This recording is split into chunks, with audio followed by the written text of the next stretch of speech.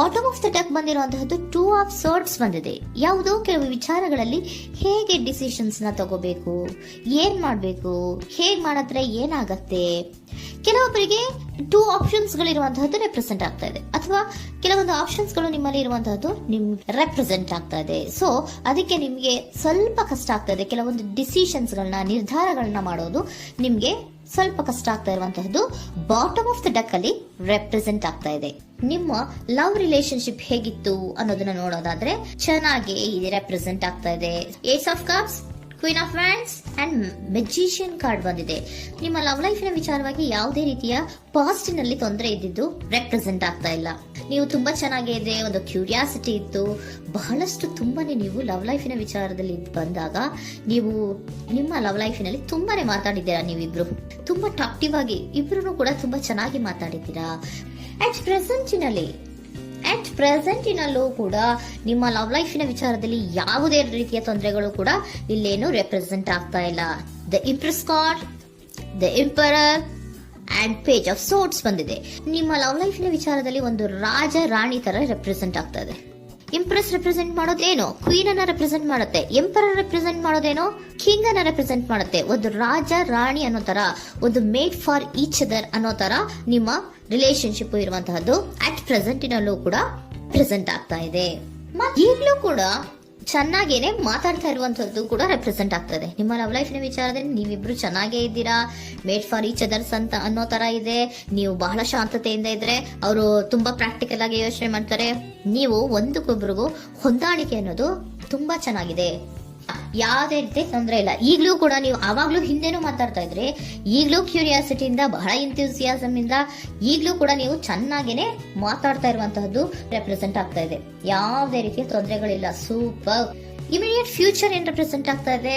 Immediate future the hierophant card, 9 of hands and star card represent ಆಗ್ತಾ ಇದೆ. ಕೆಲವೊಬ್ರು love relationship ಅಲ್ಲಿ ಇರುವಂತಹ ಕೆಲವೊಬ್ರು ಮಾತ್ರ ಇಮಿಡಿಯೇಟ್ ಫ್ಯೂಚರ್ ನಲ್ಲಿ ಕೆಲವೊಬ್ರು ಮದುವೆಗಳಾಗುವಂತಹ ಸಾಧ್ಯತೆಗಳು ರೆಪ್ರೆಸೆಂಟ್ ಆಗ್ತಾ ಇದೆ. ಒಂದು ಸೀರಿಯಸ್ ಕಮಿಟ್ಮೆಂಟ್ ಇರುವಂತಹದ್ದು, ಬರೀ ಪ್ರೀತಿ ಮಾಡುವಂತಹದ್ದಲ್ಲ, ಒಂದು ಸೀರಿಯಸ್ ಕಮಿಟ್ಮೆಂಟ್ ಅಲ್ಲೂ ಕೂಡ ಇರುವಂತಹದ್ದು ನಿಮ್ಮ ಲವ್ ಲೈಫ್ ನಲ್ಲಿ ರೆಪ್ರೆಸೆಂಟ್ ಆಗ್ತಾ ಇದೆ. ಮತ್ತೆ 9 ಆಫ್ ವ್ಯಾಂಡ್ಸ್ ಏನಪ್ಪಾ ಅಂದ್ರೆ, ನೀವು ಇಷ್ಟು ದಿನದಿಂದ ಮಾಡ್ಕೊಂಡು ಪ್ರೀತಿಸ್ಕೊಂಡು ಬಂದಿದ್ವಿ, ಇಬ್ರಿಗೂ ಅಡ್ಜಸ್ಟ್ಮೆಂಟ್ ಇದೆ, ಇಬ್ರಿಗೂ ಹೊಂದಾಣಿಕೆ ಇದೆ, ಏನಾಗುತ್ತಪ್ಪ ಅಂತ ಸ್ವಲ್ಪ ನೀವು ಯೋಚನೆಯನ್ನ ಮಾಡ್ತಾ ಇದ್ದೀರಾ ಈ ಲಾಸ್ಟ್ ಮೂಮೆಂಟ್ ಅಲ್ಲಿ. ಬಟ್ ಯೋಚನೆಯನ್ನ ಮಾಡುವಂತ ಅವಶ್ಯಕತೆ ಇಲ್ಲ. ನಾನು ಇದಕ್ಕೆ ಒಂದು ಕ್ಲಾರಿಫಿಕೇಶನ್ ಕಾರ್ಡ್ ಅನ್ನ ತಗೊಂಡಾಗ ಸನ್ ಕಾರ್ಡ್ ಬಂದಿದೆ.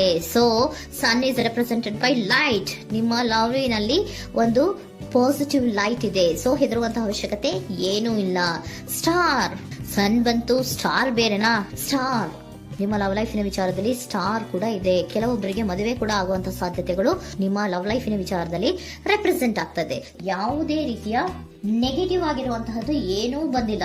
ಆಲ್ ಪಾಸಿಟಿವ್ ಕಾರ್ಡ್ಸೇ ಬಂದಿದೆ. ಲವ್ ಲೈಫಿನ ವಿಚಾರದಲ್ಲಿ ಯಾವುದೇ ರೀತಿಯ ತೊಂದರೆಗಳು ಇದ್ದ ಹಾಗೆ ಕಾಣಿಸ್ತಾ ಇಲ್ಲ.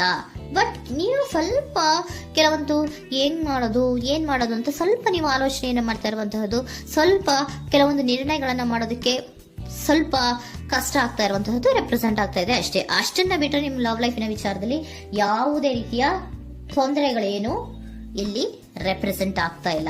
ಏಂಜಲ್ ಗೈಡೆನ್ಸ್ ಏನ್ ಹೇಳ್ತಾ ಇದ್ದಾರೆ? ನಿಮಗೆ ಫಸ್ಟ್ ಕಾರ್ಡ್ ಕೊಟ್ಟಿರುವಂತಹದ್ದು ಏಂಜಲ್ ಗೈಡೆನ್ಸ್ ಅವರು ಇನ್ ದ ನಿಯರ್ ಫ್ಯೂಚರ್, ಸದ್ಯದಲ್ಲಿಯೇ ಎಲ್ಲವೂ ಕೂಡ ನೀವು ಅನ್ಕೊಂಡಿದ್ದ ತರನೇ ಆಗುತ್ತೆ. ಏಂಜಲ್ ಗೈಡೆನ್ಸ್ ಕೊಡ್ತಾ ಇರೋದು ಬಿ ಅಸರ್ಟಿವ್.